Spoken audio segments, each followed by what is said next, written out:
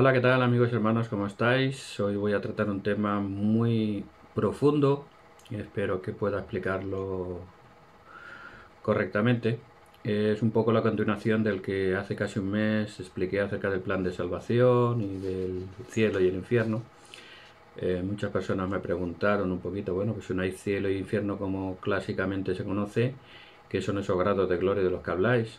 Especialmente lo estuve hablando con mi amigo Samuel, que le mando un saludo, a quien dedico este vídeo. Él es de otra denominación religiosa, pero charlamos a menudo de algunos conceptos espirituales y quedé que intentaría explicarlo en un vídeo y se lo dedico a él y va por él. También espero que pueda ayudar a otros miembros de la Iglesia que aunque conocen estos principios quizás no los han profundizado, entonces espero por un lado aclarar a aquellos que no son de nuestra fe lo que entendemos nosotros por el cielo, por los grados de gloria celestiales, y por otro lado a los que son miembros de la Iglesia que los comprendan un poco mejor, si es posible. También hace unos 10-12 días tuve un debate sobre el bautismo por los muertos y es un tema muy relacionado con la salvación, por lo tanto aquí conectaremos estos dos temas anteriores que pueden verlos en los vídeos de mi canal para intentar explicar. La clave es qué es la salvación y qué es la condenación desde el punto de vista bíblico y de las revelaciones modernas y qué concepto tenemos los santos de los últimos días. Voy a intentar explicar algunos o remarcar algunos conceptos clave que creo yo que son conceptos claves para entender esto y lo voy a mostrar con ejemplos de la Biblia y de las Escrituras. Normalmente solo uso la Biblia, pero en este caso como hay principios que son revelados en estos últimos días, voy a permitirme hacer la salvedad de usar la Biblia y usar revelaciones modernas que amplían estos principios, pero siempre con base bíblica, y todo lo que voy a explicar está en armonía con la Biblia. Por lo tanto, aunque utilizaré escrituras que no son bíblicas, estarán en armonía con la Biblia y tienen fundamento bíblico porque voy a citar muchas cosas de la Biblia. Para entender bien el principio de salvación o condenación, tenemos que remontarnos a la vida premortal, ¿vale? Nosotros como santos de los últimos días creemos que tenemos una existencia premortal, es decir, una preexistencia como espíritus. Nosotros antes de venir a esta tierra, antes de que nuestros padres creen nuestro cuerpo, el espíritu que es eterno o sempiterno, vivíamos todos juntos como espíritus en la presencia de nuestro Padre Celestial. Ahí en su presencia, donde es el origen de nuestra existencia, el origen de la vida, en esa existencia premortal, el Señor nos presentó un plan de salvación mediante el cual pudiéramos venir a la tierra, obtener un cuerpo y seguir nuestro progreso. Ese plan de salvación que nuestro Padre nos presentó, lo aceptamos en su mayoría, y esto es lo que se conoce en las escrituras modernas como guardar el primer estado. El primer estado, que es el estado espiritual, el estado preexistente o premortal, es nuestro primer estado. Aquellos que aceptaron el plan de Dios, aceptaron ese plan y por lo tanto fueron merecedores de venir al segundo estado, que es el estado mortal en el que estamos actualmente. Pero hubo un grupo que se rebeló. Lucifer, el hijo de la mañana, se rebeló contra Dios por ese plan, tenía otro plan alternativo, que lo tenemos en las escrituras modernas, y se rebeló contra Dios y fue expulsado de los cielos y fue caído a la tierra. Lo tenemos en Isaías 14, del 12 al 17. Oh Lucifer, hijo de la mañana, tú que te levantabas sobre los montes y decías, pondré mi trono sobre las alturas y demás, como caíste del cielo, fuiste arrojado, ¿no? Y luego en Apocalipsis 12:4 nos dice además el número. Dice que cuando Lucifer cayó arrastró a un tercio de las huestes celestiales, de las estrellas, ¿no? Lo comenta. Entonces vemos que 1 de cada 3 espíritus se rebeló contra Dios y por lo tanto no guardó su primer estado y por lo tanto no ha venido a la tierra a recibir un cuerpo, sino que son siervos de Lucifer y Satanás y están aquí en la tierra tentándonos para destruir el plan de Dios. Por lo tanto aquí encontraríamos el primer concepto, y es que vamos a ser juzgados, y esto es importante para nosotros, por el conocimiento que tengamos. Los espíritus que estaban en la presencia del Señor, que se rebelaron voluntariamente, no pueden ser redimidos porque se han rebelado directamente contra Dios porque lo conocían y vivían con Él. Por lo tanto, el primer concepto es que el conocimiento que tengamos será clave para el juicio que recibamos. Conforme más conocimiento, más severo o más claro será el juicio.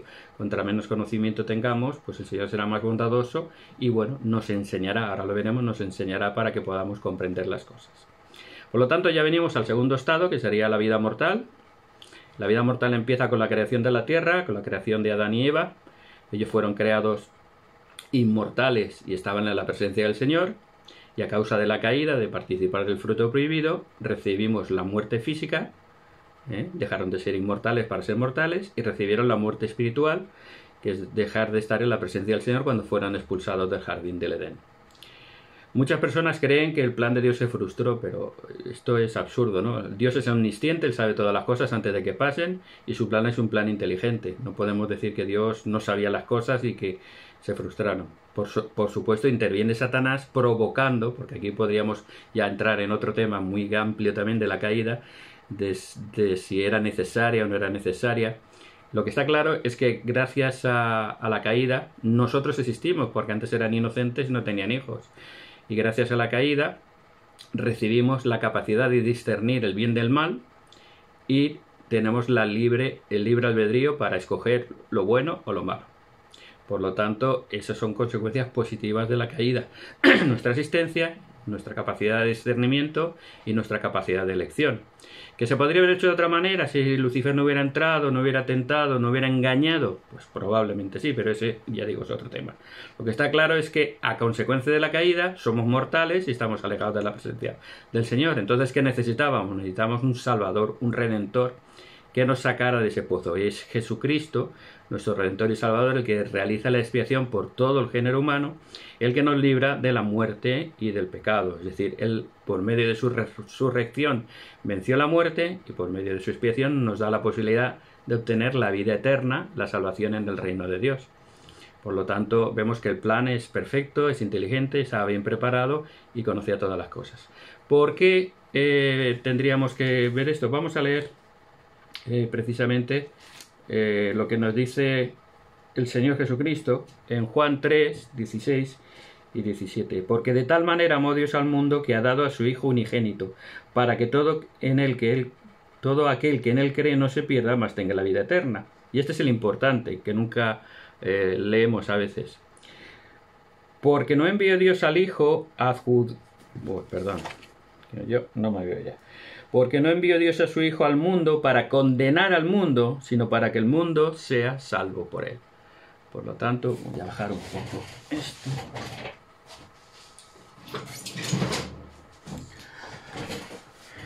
Está entrando mucho sol y no se ve, ¿vale? Entonces vemos que Dios ha enviado a su Hijo para salvarnos. Él no quiere condenarnos.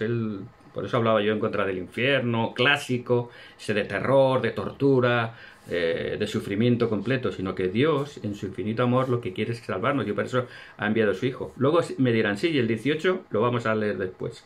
El 18 lo vamos a leer después porque también es importante. Es decir, que por un lado, Jesucristo viene a salvarnos, Jesucristo viene para que podamos ser salvos del pecado, y Él desea salvarnos. Y por otro lado, como hemos visto, las consecuencias de la caída es que somos seres caídos y estamos sujetos al pecado, sujetos a las enfermedades y a la muerte. Y sabiendo Dios esas cosas, lógicamente no puede ser demasiado cruel con nosotros. Muchos ateos dicen, bueno, si se nos ha creado imperfectos, ¿por qué luego nos castiga por ser imperfectos? En cierta manera tienen razón, creo yo. Pero no significa que no nos vaya a castigar o no nos vaya a premiar por ser mejores o peores, pero sí nos va a hacer responsable de ello, y sobre todo va a comprender nuestras debilidades, nuestras circunstancias y nuestros problemas. Y eso lo podemos leer en Hebreos 4, 15 al 16. Porque no tenemos un sumo sacerdote que no pueda compadecerse de nuestras debilidades, sino uno que fue tentado en todo según nuestra semejanza, pero sin pecado. Acerquémonos pues confiadamente al trono de la gracia para alcanzar misericordia y hallar gracia en el oportuno socorro, para el oportuno socorro. Por lo tanto, vemos que Cristo y nuestro Padre Celestial se compadecen de nuestras debilidades. Entonces su juicio será un juicio amoroso, porque comprenderán nuestras debilidades. Además, cada persona es diferente, que unas personas tienen unas tendencias a unas cosas, otros a otros, unos pecamos de una cosa, otros pecan de otra cosa. Todos somos imperfectos, pero el Señor se compadece de nuestras debilidades. Por lo tanto, confiamos en un juicio justo y amoroso. Teniendo en cuenta estos dos principios, analicemos un poquito lo que tenemos que hacer. El hecho de que nos bauticemos por los muertos no significa que en esta vida hagamos el mal y luego alguien ya se bautizará por nosotros. No, esta es la vida, este es el momento. Lo más importante, el momento más importante de nuestra existencia es la vida mortal. Y es un periodo muy breve comparado con la eternidad, es apenas nada. El profeta decía que era un nanosegundo nuestra vida mortal comparada con toda nuestra existencia eterna. Por lo tanto, es un momento, ahora es cuando debemos arrepentirnos. Por eso las escrituras, el 90% de las escrituras se refieren a ahora, al hoy, a nuestra vida mortal. Y es real. Pero eso no implica que no hayan oportunidades después y que no haya comprensión y que no haya un juicio amoroso y que no haya que el Señor nos considere el conocimiento como hemos visto que era el primer principio. Por lo tanto, es importante eso, que comprendamos que este es el momento, pero que luego habrá oportunidad. Por ejemplo, yo siempre he preguntado, y eso lo he preguntado en los debates y nunca nadie me contesta, ¿qué pasa con los que no han conocido a Cristo? Si hacemos una extrapolación, hoy en día 1 de cada 4 habitantes de esta tierra conoce a Cristo, o por lo menos es cristiano de nombre, por lo menos. 3/4 partes no lo son. ¿Qué pasa con esos que llamamos paganos? ¿Nunca van a salvarse? ¿Nunca van a conocer a Dios? Tiene que haber un plan, y el plan está ahí para todos los hijos de Dios, no solo para los cristianos o para los creyentes. Por eso, precisamente para los que no han conocido el plan de Dios, se predica el Evangelio en el mundo de los espíritus y nosotros nos bautizamos por ellos. Y hay una revelación muy hermosa que se recibió en 1918 por un profeta, Joseph F. Smith, que nos cuenta lo que pasa en el mundo de los espíritus y cómo se predica allí el Evangelio. Está en la sección 138 de Doctrina y Convenios, versículos 57 al 59. Dice: vi que los fieles élderes de esta dispensación, cuando salen de la vida terrenal, continúan sus obras en la predicación del Evangelio de arrepentimiento y redención mediante el sacrificio del unigénito Hijo de Dios, entre aquellos que están en las tinieblas y bajo la servidumbre del pecado en el gran mundo de los espíritus de los muertos. Los muertos que se arrepientan serán redimidos mediante su obediencia a las ordenanzas de la casa de Dios, y después de que hayan padecido castigo por sus transgresiones y sean lavados y purificadas, recibirán una recompensa según sus obras, porque son herederos de salvación. Estas son unas palabras muy importantes para meditar, pero lo que solo quiero resaltar es que todas las personas que no han conocido a Cristo en algún momento lo van a conocer. Y en este mundo de los espíritus, antes de que llegue la resurrección, se está enseñando el Evangelio. Los que ya lo han conocido lo enseñan a los que no lo conocieron, para que todos sean juzgados en justicia según sus obras. Y hace una frase que quiero resaltar: que hayan pagado por sus transgresiones, ¿no? Y eso se relaciona con otra revelación en Doctrina y Convenios 19, en la que Cristo, hablando de su expiación, nos dice lo que sufrió para que nosotros no tengamos que sufrir, cómo Él pagó por nuestros pecados. Y ahí lo podemos relacionar. Si a uno no ha conocido a Cristo y no ha podido arrepentirse, tiene que hacer algo para no ser condenado, y es pagar por sus pecados de alguna manera que no sabemos exactamente cómo es, pero sí que le ayuda, como dice, a ser purificado y lavado, y mediante las ordenanzas del Evangelio, pues ser heredero de salvación según como haya sido su vida en su conciencia, como nos cita en Hebreos, que los paganos serán juzgados sin ley, pero con la justicia o con la conciencia con la que hayan vivido. Está en Doctrina y Convenios 19, desde el 15, dice: así que te mando que te arrepientas, arrepiéntete, no sea que te hiera con la vara de mi boca y con mi enojo y con mi ira, y sean tus padecimientos dolorosos. Cuán dolorosos no lo sabes, cuán intensos no lo sabes, sí, cuán difíciles de aguantar no lo sabes. Porque he aquí, yo Dios, he padecido estas cosas por todos, para que no padezcan si se arrepienten. Mas si no se arrepienten, tendrán que padecer así como yo. Padecimiento que hizo que yo, Dios, el mayor de todos, temblara a causa del dolor, y sangrara por cada poro, y padeciera tanto en el cuerpo como en el espíritu, y deseara no tener que beber la amarga copa y desmayar. Sin embargo, gloria sea al Padre, bebí y acabé mis preparativos para con los hijos de los hombres. Por lo tanto, vemos aquí otro principio muy importante, que el Señor padeció por nosotros para que no tengamos que padecer. Él sufrió por nuestros pecados para que nosotros no tengamos que sufrir. Aquellos que no aceptan a Cristo o que no padecen, pues tendrán que sufrir este castigo, que esto podría ser el infierno del cual hablamos realmente, que era temporal y que no era para siempre, que no es definitivo, como luego veremos también en la Biblia, sino que es un estado de purificación o de conocer a Cristo y de poder arrepentirse. Pero realmente el que no lo haga, pues tendrá que sufrir por sus propias consecuencias. Es como el que, no sé, está enfermo y y teniendo medicinas para aliviar su dolor, no se las quiere tomar, pues tendrá que sufrir su dolor hasta que se cure por sí mismo. Mientras que otro que acepte la medicina del doctor, pues podrán ser curados sin ningún pesar y sin ningún dolor, porque el doctor tiene la medicina. Entonces, en este caso, Cristo ya pagó por nuestros pecados y por nuestros dolores y sufrimientos. Por lo tanto, podríamos ahora analizar qué es exactamente la salvación y la condenación. Y volveríamos a Juan 3, que no me he olvidado, el versículo 18, que después le dice que Cristo vino a salvar al mundo y no a condenarlo, dice: el que en él cree no es condenado, pero el que no cree ya ha sido condenado porque no ha creído en el nombre del unigénito Hijo de Dios. Entonces la condenación o la salvación va unida a creer lógicamente en Cristo, a aceptar su evangelio y aceptarlo como nuestro Salvador y Redentor. Pero tenemos que comprender que ese principio va dentro de un plan amoroso y dentro de un sentimiento de un Padre que desea lo mejor para nosotros, que ha venido a salvarnos, pero lógicamente hay unas condiciones. Dios es justo y misericordioso a la vez. Entonces, ¿qué sería realmente la condenación?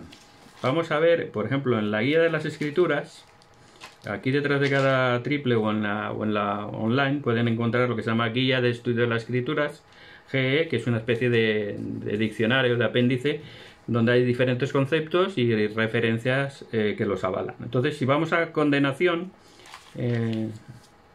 leemos qué es la condenación. Dice: condenación o condenar es juzgar a otros o ser juzgados por Dios, ser hallados culpables o ser reprobados. En el estado inmortal, la condenación es una referencia a la limitación del progreso individual y a la imposibilidad de tener acceso a la presencia de Dios y a su gloria.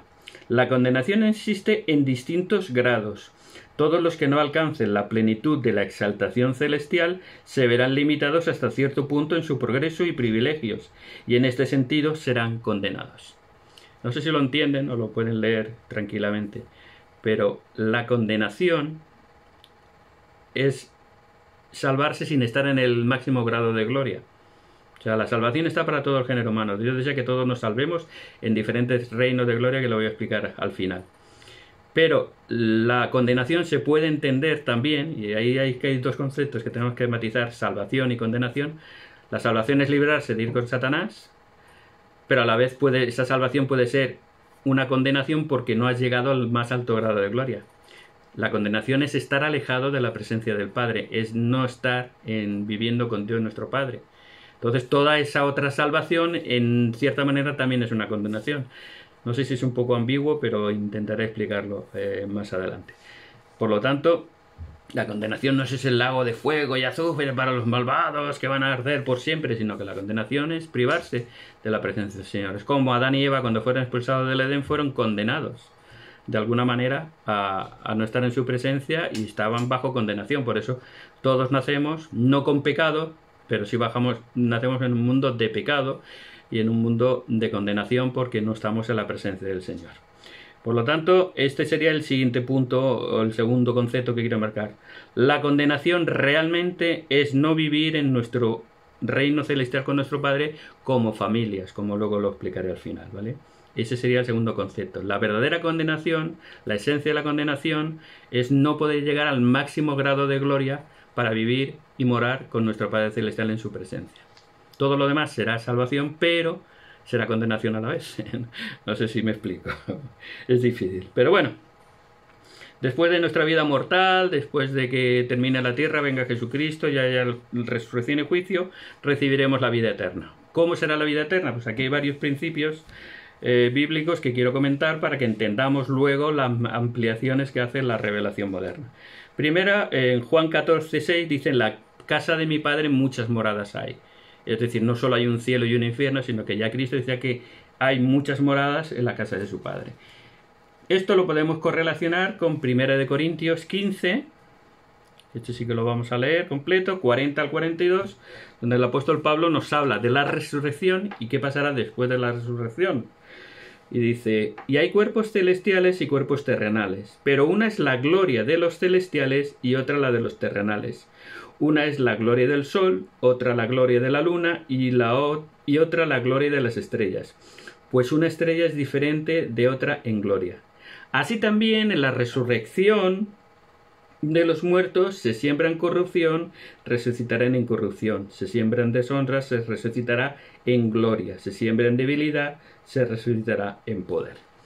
Por lo tanto, estamos viendo que el propio Pablo nos hace una distinción de 3 diferentes grados de gloria comparándolo con el sol, con la luna y con las estrellas. Nosotros identificamos el sol como el reino celestial en la presencia de Dios, la luna como un reino que ya llamaremos terrestre, y las estrellas diferentes también en gloria, que no son estáticos, cada uno tiene diferentes graduaciones o diferentes glorias, que se compara con las estrellas, como cada estrella es diferente a otra en luminosidad.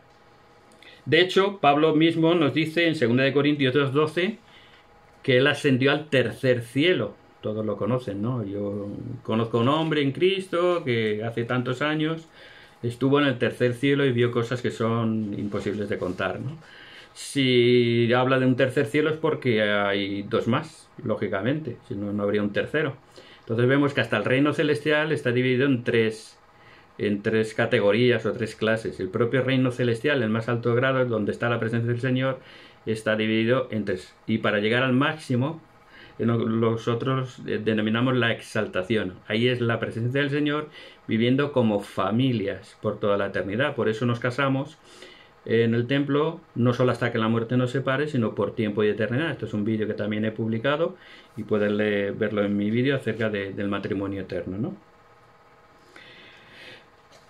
Entonces, después de analizar esto, y ahora vamos a entrar en detalle, podemos también sacar el concepto de que la vida eterna es mucho más amplio y extenso que simplemente hablar de un cielo y un infierno genérico para buenos y malos. Es mucho más complejo, mucho más extenso, mucho más claro y mucho más adaptado al amor de Dios y a las debilidades humanas y a las condiciones humanas. Todo eso está en armonía. De aquí viene, precisamente, el profeta Smith, cuando leía estos versículos, se daba cuenta de que faltaban cosas, que había cosas que no cuadraban, habían cosas que no estaban, y de ahí entonces recibió la visión de los 3 grados de gloria, que está registrada en la sección 76, que les animo a que la vean completa, porque lo explica muy bien, y les animo también a que estudien la sección 88, porque la sección 88 es una revelación que complementa la sección 76. La sección 76 se nos dice lo que va a pasar y cómo va a pasar y cómo va a ser. La 88 nos dice cómo conseguirlo y por qué. Son dos revelaciones muy complementarias. Por lo tanto, podríamos decir también que la condenación es no llegar al más alto grado de gloria y que, como vemos en Apocalipsis 20:14, la muerte y el infierno son arrojados al lago de fuego y azufre. Es decir, la muerte y el infierno son temporales, porque todos vamos a resucitar y todos vamos a recibir cierto grado de gloria. Por lo tanto, ese lago de fuego es la condenación de no alcanzar el más alto grado de gloria. No sé si lo van pillando. Todos somos salvos, salvo los demonios que vayan con Lucifer, pero a la vez el que no llega al más alto grado de gloria se considera un cierto grado de condenación. Por lo tanto, ahí estaría lo que yo llamo la disquisición del vaso de agua. Pueden verlo y les pregunto, ¿este vaso está medio lleno o medio vacío? Si me dicen medio lleno, les diría tienen razón, y si me dicen medio vacío, les diría tienen razón. Esto sería un poco la comparación. Después del más alto grado de gloria, la exaltación, la presencia de Dios, el tercer cielo, ¿somos salvos o somos condenados? Somos salvos porque estamos libres de ir con Satanás, y de alguna manera somos condenados porque no estamos con nuestro Padre Celestial, estamos en un grado inferior. Entonces esto yo creo que sería el mejor ejemplo de comprender salvación y condenación como librarnos de Satanás y no ir con él, pero no conseguir estar en la presencia del Señor, un grado de gloria inferior. Espero que les haya ilustrado y que les haya entendido, porque la verdad es que algunos conceptos son difíciles. Por lo tanto, vemos otro concepto. Los diferentes grados de gloria no es un lugar de tormento, es un grado de condenación, porque nuestra conciencia nos acusa de cuánto hemos perdido nuestra posibilidad de estar con nuestro Padre Celestial. Esa sería lo que se llama la segunda muerte. La segunda muerte es estar separado de nuestro Padre Celestial o alejado de él, por lo tanto es un grado de condenación. Ahora llegamos cómo y dónde viviremos, y vamos a leer una escritura que está precisamente en Filipenses capítulo 2, versículos 10 y 11, nos dice: para que en nombre de Jesús se doble toda rodilla, de los que están en los cielos, en la tierra y debajo de la tierra, y toda lengua confiese que Jesucristo es el Señor, para la gloria de Dios el Padre. Es decir, que todos, paganos y no paganos, que son la mayoría de los paganos, los que no han conocido a Cristo, van a tener que doblar su rodilla ante Cristo alguna vez, es decir, van a tener que conocerlo. Aquí volvemos al principio del conocimiento, de que todos vamos a tener que conocer a Cristo porque todos van a doblar su rodilla ante Él, porque todos van a reconocerlo como nuestro Señor y Salvador. Por lo tanto, todos tienen que llegar al conocimiento de su Dios, para poder ser juzgados. Primero conocer a Cristo y poder ser juzgados en justicia. Para eso se hace la obra de predicación en el mundo de los espíritus, para eso tenemos el milenio, para realizar todas las ordenanzas que aquí no podemos haber hecho. Por lo tanto, este sería el principio, otro concepto importante. Dios es un Dios justo y misericordioso con todos sus hijos e hijas, todos. No solo los cristianos, porque los cristianos solemos mirarnos mucho el ombligo y hablar solo de nosotros. Y los otros los dejamos ahí como olvidados. Y no, es que son la mayoría además. Son la mayoría y son hijos de Dios y son hermanos nuestros. Y Cristo murió por todos ellos, no solo por los cristianos o no solo por los creyentes, murió por toda la humanidad. Hay un discurso muy hermoso del cual me he inspirado, aparte de mis propias investigaciones y experiencias durante todos los años de miembro de la Iglesia, que me encantó, lo vi el año pasado, lo voy a poner en los comentarios. Es un discurso que dio el Elder Oaks, el apóstol,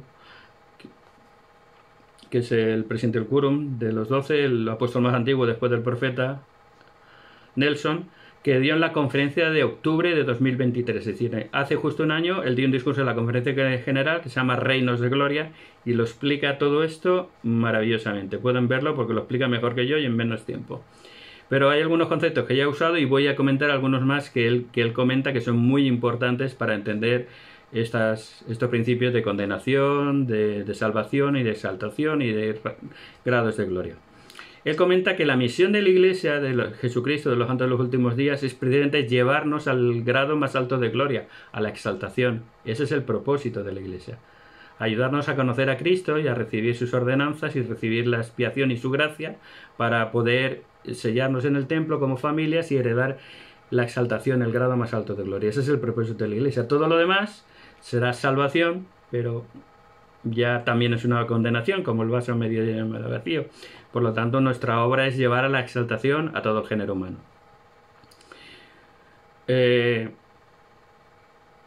Hemos visto que la salvación, la exaltación es llegar al más alto grado de gloria, pero también es salvarnos de ir con Lucifer y Satanás y sus demonios. También nos comenta que la salvación es un asunto individual, nos salvamos individualmente por nuestras propias obras, sin nadie más, pero la exaltación es un asunto familiar. Ahí ya, para llegar a la exaltación, tenemos que llegar como familias, ya no es uno solo, sino dos, y los hijos, pero básicamente el matrimonio, que puede ser eterno, ¿no? Y nos pregunta ¿a qué reino iremos? Y aquí hay una cosa muy importante que él explica muy bien, y me gustaría que leyeran, y son las características, a las circunstancias, cómo vamos a ir a un reino o a otro, ¿por qué? Y esto precisamente está en la sección 88, que antes les he dicho, que es muy complementaria de la sección 76 de Doctrina y Convenio, que nos dice las características para heredar un reino u otro, las condiciones. En la sección 88, del 22 al 24, dice: porque el que no es capaz de obedecer la ley de un reino celestial no puede soportar una gloria celestial. Y el que no puede obedecer la ley de un reino terrestre no puede soportar una gloria terrestre. Y el que no puede obedecer la ley de un reino celestial no puede soportar una gloria celestial. Por tanto, no es digno de un reino de gloria. Por consiguiente, deberá soportar un reino que no es de gloria. Por lo tanto, vemos que cada reino tiene su gloria y cada reino tiene sus leyes y hay que obedecerlas. Entonces, el Elder Oaks, el apóstol, nos dice que viviremos en un reino que hayamos decidido escoger mediante nuestras vidas, nuestras decisiones y nuestros deseos de corazón, y donde nos sentiremos cómodos. Es decir, una persona que ha sido un malvado no se sentiría cómodo en la presencia del Señor. De hecho, hay una escritura que dice: piedras, cubridnos de la presencia del Señor. Es decir, que cada uno vivirá, y por eso es tan maravilloso y tan amoroso el plan de Dios, cada uno vivirá en un reino donde se sienta cómodo, donde sea capaz de escoger unas leyes que sea capaz de vivir y donde pueda recibir la gloria que merezca y que, dice, sea cómoda para él. Es una palabra que utiliza muy hermosa, ¿no? Realmente ahí vemos la bondad del Señor. Este es un principio importante. Viviremos el reino que nos hayamos merecido, que seamos capaces de obedecer con sencillez esas leyes y donde nos sintamos cómodos. Ese es el gran plan de salvación de nuestro Padre Celestial. Y también nos dice que ahora es el momento de prepararnos, que es nuestra vida, pero que se sigue también haciendo la obra en el mundo de los espíritus y que mucha de la obra se hará también durante el milenio, antes de la última resurrección y del juicio eterno. Por lo tanto, vemos, y aquí sería otro concepto, aparte de que viviremos en el reino que hayamos decidido vivir donde estemos cómodos, que sería que el plan de Dios es infinito en amor y justicia divina. Es un plan perfecto para nuestra salvación.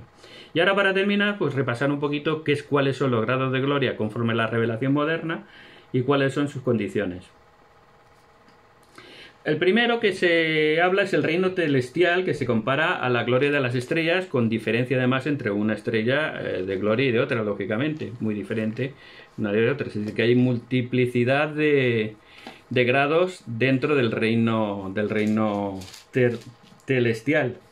Es el grado más bajo de gloria, pero fíjese cómo define el Señor el grado más bajo de gloria. El Doctrina y Convenios 76-89 dice: vimos en la visión celestial la gloria de lo celestial que sobrepuja toda comprensión. Es decir, la gloria del reino más bajo es superior a lo que podamos imaginar nosotros como seres mortales.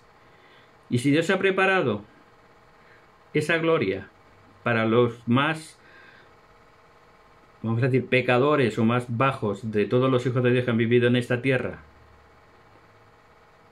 pues imagínense lo que tiene preparado para aquellos que hayan sido fieles y merezcan la exaltación en la presencia del Señor.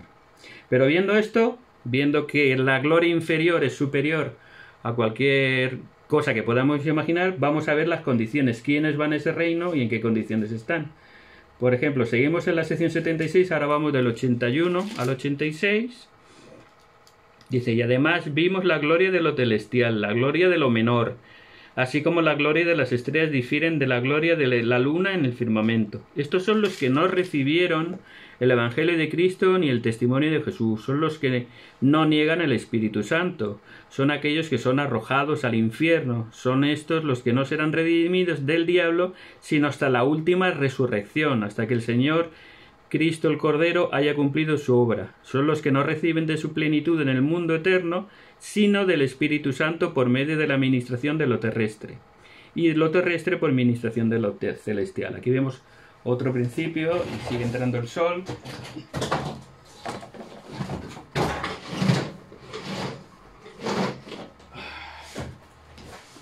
A ver si podemos seguir. Y vemos que en el reino celestial son grado inferior de gloria, son aquellos que han sido incrédulos, aquellos que no han aceptado a Cristo ni se han arrepentido, pero que reciben la gloria del Espíritu Santo. El Espíritu Santo ministrará en este mundo y se sentirán, como hemos dicho, cómodos en este mundo. Incluso, fíjese la categoría, el 99 y el 101 al 106. 99, porque estos son los que dicen ser de Pablo y de Apolos y de Cefas, mas no recibieron el Evangelio, ni el testimonio de Jesús, ni a los profetas, ni el convenio sempiterno. En fin, son todos los que no serán redimidos con los santos para ser arrebatados con la iglesia del primogénito y recibidos en la nube. Estos son los mentirosos, los hechiceros, los adúlteros, los fornicarios y quienes quiera que ama y obra mentira. Son los que padecen la ira de Dios en la tierra, son los que padecen la venganza del fuego eterno, son aquellos que son arrojados al infierno y padecen la ira del Dios Todopoderoso hasta el cumplimiento de los tiempos, cuando Cristo haya subyugado a todo enemigo debajo de sus pies y haya perfeccionado su obra.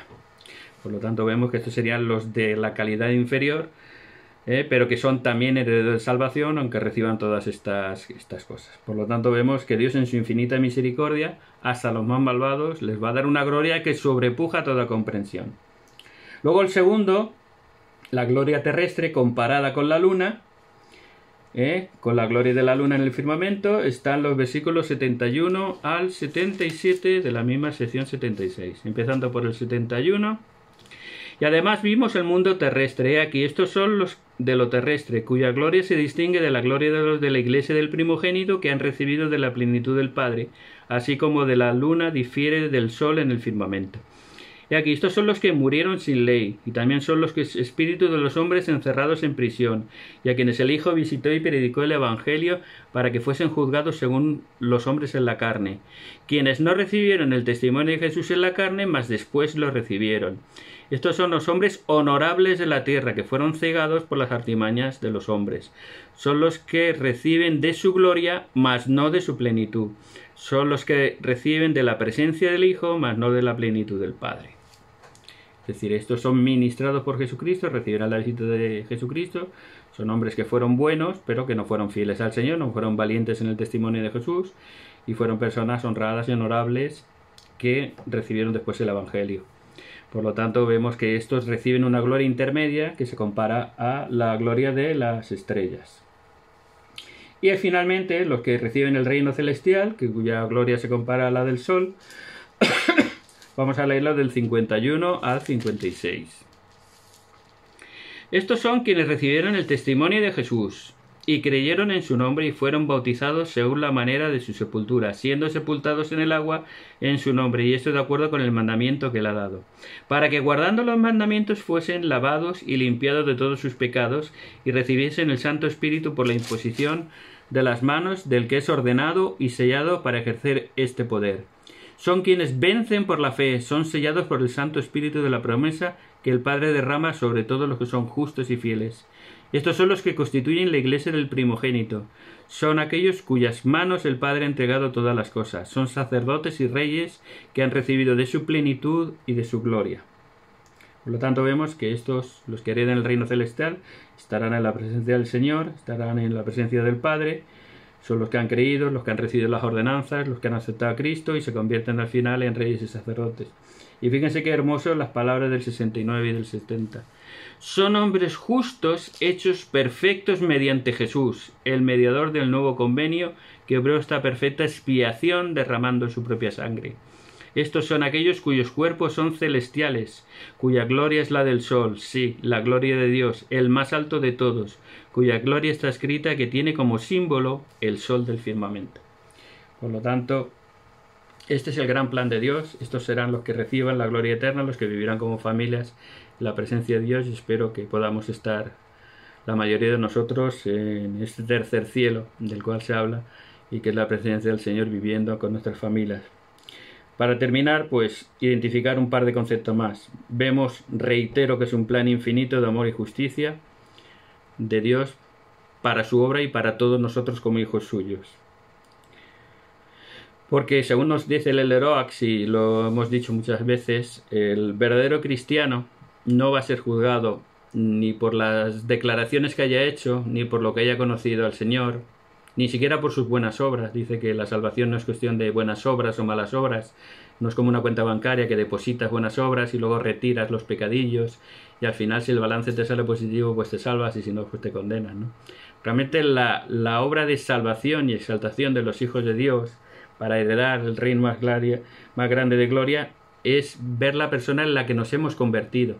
Si después de conocer a Cristo y aceptar su evangelio perseveramos en hacer obras de obediencia y de amor, de seguir a Cristo, de servir al prójimo, de amar a todos los que nos rodean y de hacer lo justo, nos convertiremos en personas más semejantes a Cristo.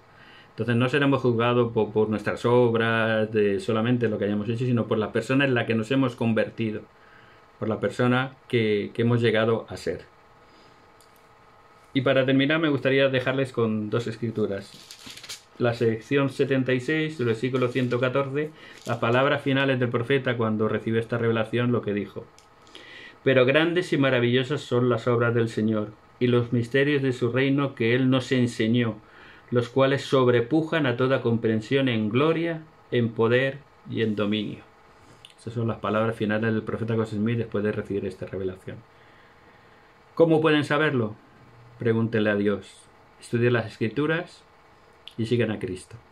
Les invito a que vengan a la Iglesia de Jesucristo, que tienen estas revelaciones y estas maravillas que en armonía con la Biblia nos enseñan la verdadera salvación y exaltación. Que Dios les bendiga.